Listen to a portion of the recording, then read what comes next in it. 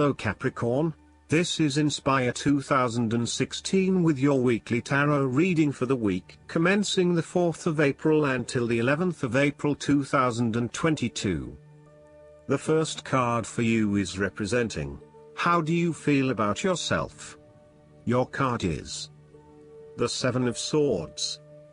You may be tempted to sneak away from a particular situation that is not working for you anymore, rather than dealing with it head-on. As you do not feel ready to deal with the issues, you are aiming for a solution where you can just escape and not have to worry about it all. Are you trying to run away from commitment, responsibility, hard work or love? You may be procrastinating, letting problems slip and become worse because you do not want to deal with them. Sometimes you just have to face what has to be faced. So, the question is this realistic? Will this escape really accomplish what you want to and need to accomplish? Will it address the fundamental issues at hand here? The likely answer is no, and it may simply be an easy way out for now. You might think you have gotten away with something, but have you? What impact has your actions had on other people? Could someone else suspect something? Is this going to come back to bite you again? Even if you have managed to go undetected, be aware that in the long run, deception will not produce the rewards you desire and may instead cause significant damage to your relationships and reputation. Consider taking a more ethical and morally balanced approach to life from here on. On the flip side, the Seven of Swords asks you to be very cautious and wary so that you do not become a victim of someone else's deception, betrayal, cheating and false motives. You may trust someone who then turns out to be running their own agenda, leaving you high and dry. You need to be very careful of who you trust over these coming months, as you are at risk of being taken advantage of. Look out for any sneaky behavior and trust your gut instinct about when something does not feel right or is too good to be true. Sometimes, the Seven of Swords indicates a desire to go it alone. You want to discover, investigate and solve every problem using only your own wits and resources. You may believe that you have a better chance at success if you act on your own accord, ignoring the advice or inputs of others. This approach is useful when you need to bypass an ineffectual group or assert your independence, but it can also have its limitations. You may end up feeling isolated and excluded, missing that great feeling of collaboration and synergy gained when you work with others. If you feel inclined to act alone, be sure this isolation will really work for you. The second card for you is representing, what do you want most right now? Your card is the Ace of Swords. This card represents a period of great insight and mental clarity. It signifies a breakthrough or an aha moment where suddenly conscious understanding and mental reasoning reach their peak, and achievement of goals suddenly becomes a lot easier. You have a new understanding of some issue that has been of concern, or, in a broader sense, a new worldview. This is a perfect time to clear away the fog that has kept you from seeing the inner truth, so that you can now cut to the heart of the matter. This is also a good time to act, and if you set your mind to accomplishing your goals, you can achieve anything you desire. The Ace of Swords highlights a new idea, inspiration, original thinking and creative vision. It represents a point at which you have a new way of thinking and the energy to go with it.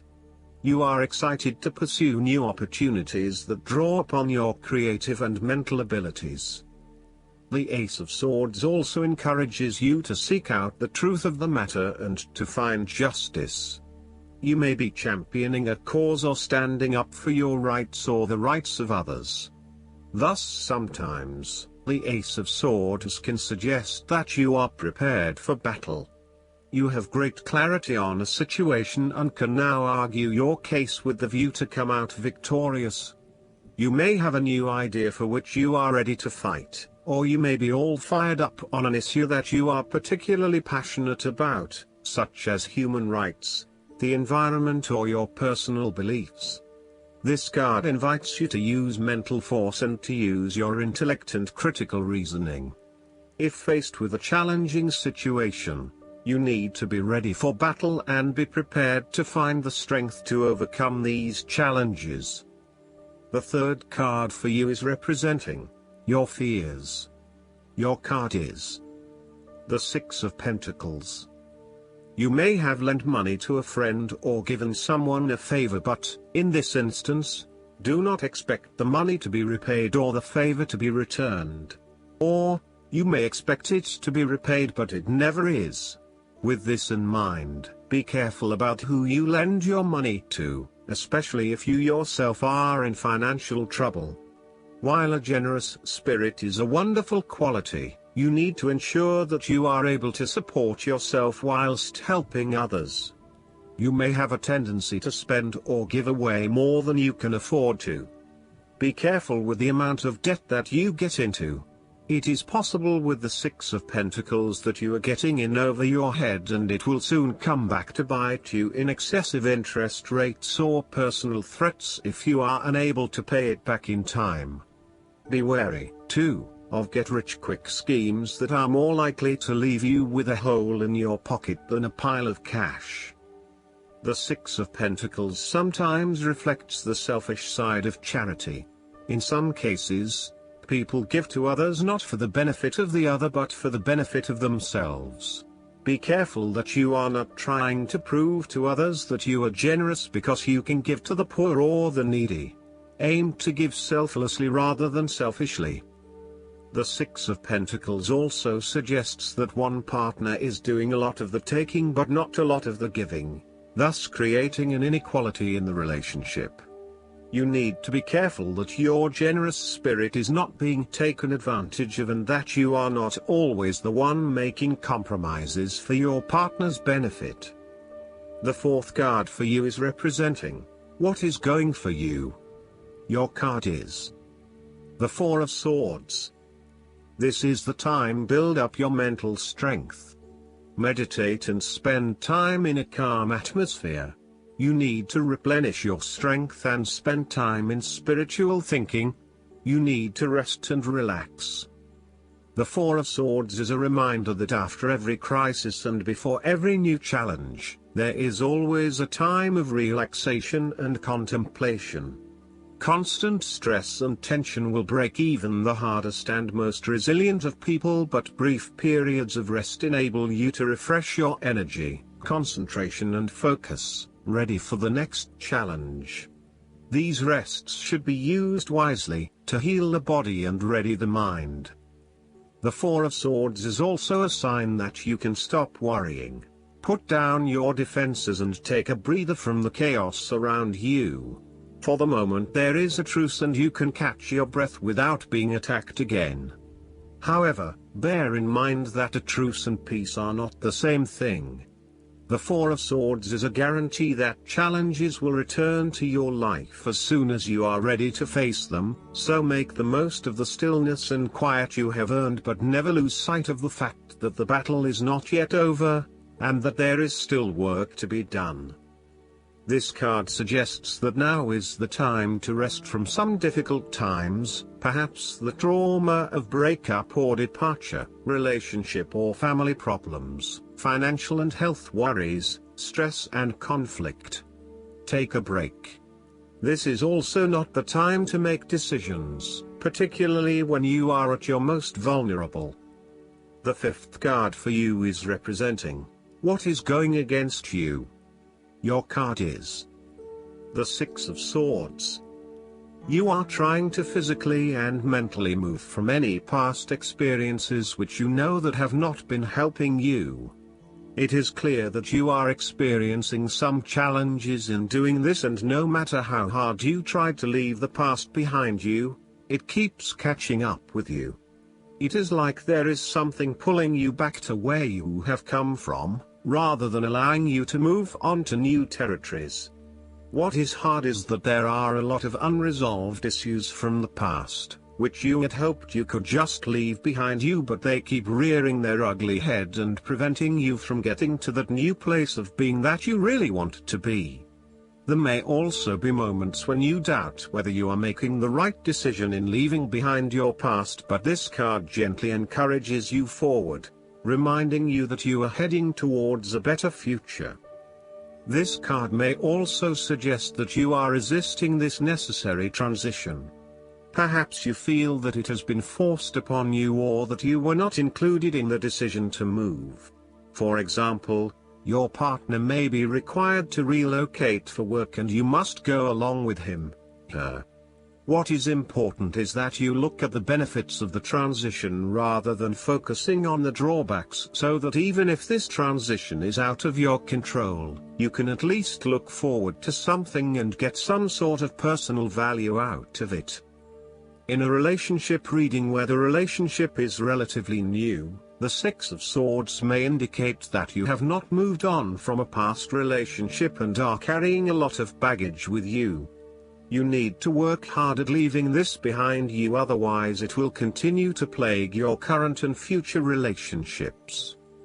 The last card for you is representing the likely outcome that you may have. Your card is the Page of Wands. You are experiencing a creative restlessness within you that is just waiting for some sort of expression, or you may be on the verge of some sort of discovery or new phase of life. The Page of Wands represents the sudden creative spark that comes to you, suddenly and unexpectedly, and that starts you down the road of a new creative vision. Thus, he encourages you to express yourself and your individuality with light-hearted abandon. Listen to your unconscious mind and follow your creative urges, even if you are worried about being the lonely voice crying out in the wilderness. With persistence and a balanced perspective, even the immature desires of the Page of Wands can be transformed into a beautiful creative vision that can change the world. Similarly, the Page of Wands indicates that you need to be positive and spontaneous but not overly impulsive. Your enthusiasm impresses others, but if you become impatient or quick to anger or lose interest, you will put others offside and you will waste time in your creative projects. With the Page of Wands, you are inclined to give anything and everything a go. If you are enthusiastic or passionate enough, you embrace the opportunity to start out on a new journey or project and see where it takes you. You do not necessarily have a solid plan in place, nor do you really know where you are headed, but you do know that you are excited about the possibilities. You are enjoying being busy and involved in various activities and projects. You like the freedom of being able to choose what you will work on today, and hopefully it is different from what you worked on the day before. Last but not least, the guidance card for you is the Divine Guidance. Trust and follow your intuition. It is God and the angels speaking to you. You are being divinely guided right now. The gut feelings you have, the knowingness, the visions, or the inner voice are all trying to tell you something, and it is very important that you trust and follow this guidance. If you drew more than one card, pay close attention to the cards that are on either side of the Divine Guidance card. They contain important instructions for you. These nearby cards feature facets of the message that the angels seek to impress upon you. I hope that you enjoy everything, and if you like the reading, just please click subscribe and you will get instant notifications every time we publish a new video right to your YouTube. Thanks.